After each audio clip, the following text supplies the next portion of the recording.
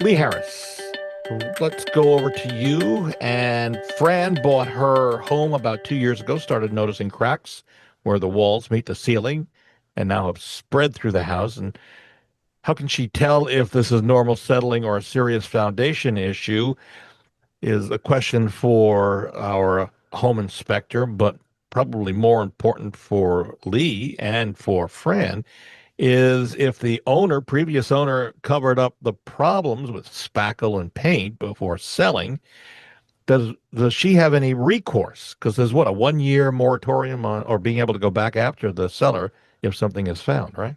Yes, there's a actually it's 365 days in this locale from the time that you knew of it or should have known of it. So some people can discover a defect, a year in or 6 months in or a month in, and that adds to their 365 days because it's from when they discovered it or should have discovered it.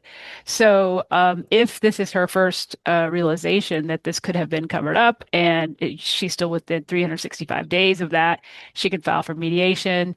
And if the issue is when you go through a legal process, you got to have a nexus between what is the defect and what did the seller know and what did the seller disclose.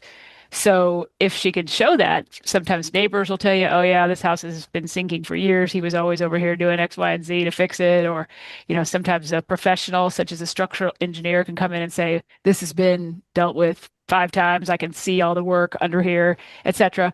If you can establish something like that, then the law is that they're supposed to disclose any defects.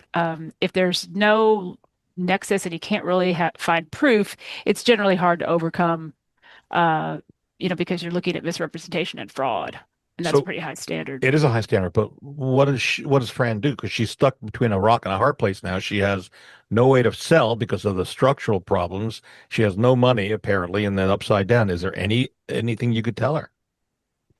Um, there are a lot of programs out there, that probably can help you if you qualify for some kind of assistance from like Metro government or something like that for upkeep or repairs. There are also companies that will sort of front you if you need to do repairs in order to sell. They'll front you that money and then they'll get paid back at closing, so you don't have to actually have the money on hand.